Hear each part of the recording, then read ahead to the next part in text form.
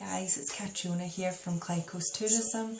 I'm a tour guide of Scotland. I do tours of Glasgow, Edinburgh, the Highlands, Loch Ness, and I also do walking tours of my local area along the Clyde coast and pirate walking tours of Greenock. So that's what I do, but I thought I would do a series of interesting facts that I like to give my tourists while we're out and about. And one of the traditions I've started is we always have a Scottish single malt on my trips. So today I am going to have Strath Isla.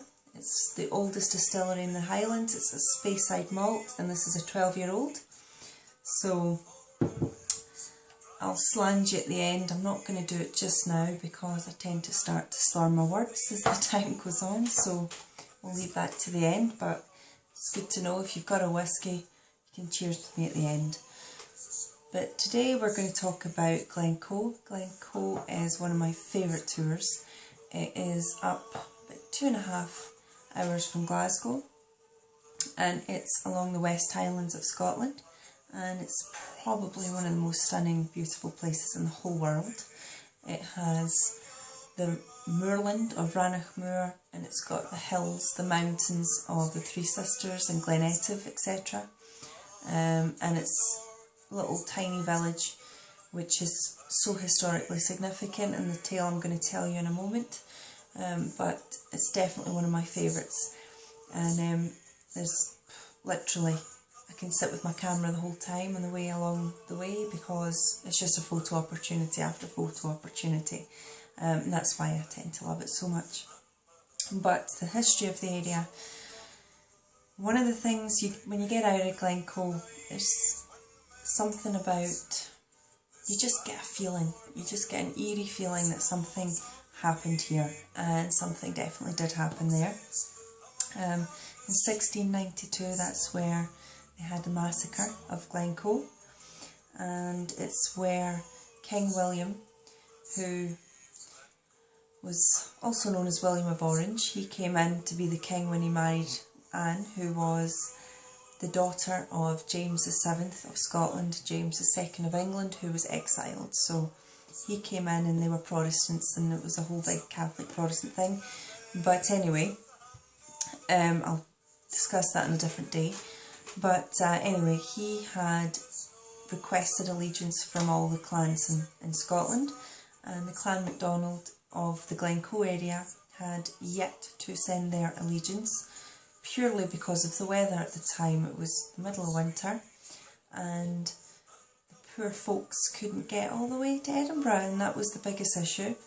But Mr. William of Orange wasn't very happy with that, so what he did was he wanted an example made of the MacDonalds. So he sent the clans, the Clan Campbell to go up and, you know, kill them. It was to basically show that you've disobeyed us, so you're going to die. And it didn't matter if you were man, women and children. That was the orders that was set by the Argylls, otherwise known as the Campbells. There were various different names underneath them, but it was the Campbells who had been ordered to do the deed. And the redcoats, so the famous redcoats that you have all over the world, iconic in the Wars of Independence in America. It was the same thing up here.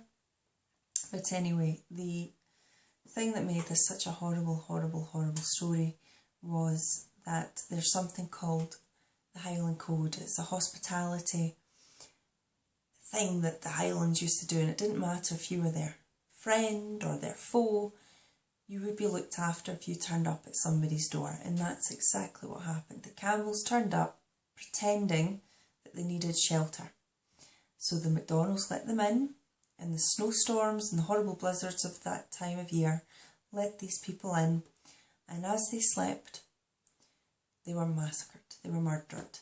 And unfortunately, the elderly, they were killed in the village, and the younger people who managed to flee were lost in the hills or by wolves who were still roaming the hills at the time.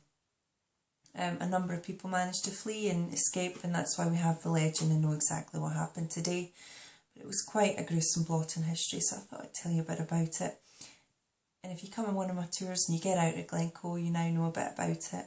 If you are a MacDonald, it gives you a bit of insight into your clan history and what's happened in the Scottish clan history, and you know, the Campbells, and why there's a bit of animosity between the Campbells and the MacDonalds and the old Highland rivalry. But there you go. So I'm going to finish that up tonight with my wee whisky, so I'd like to say slange. Until next time.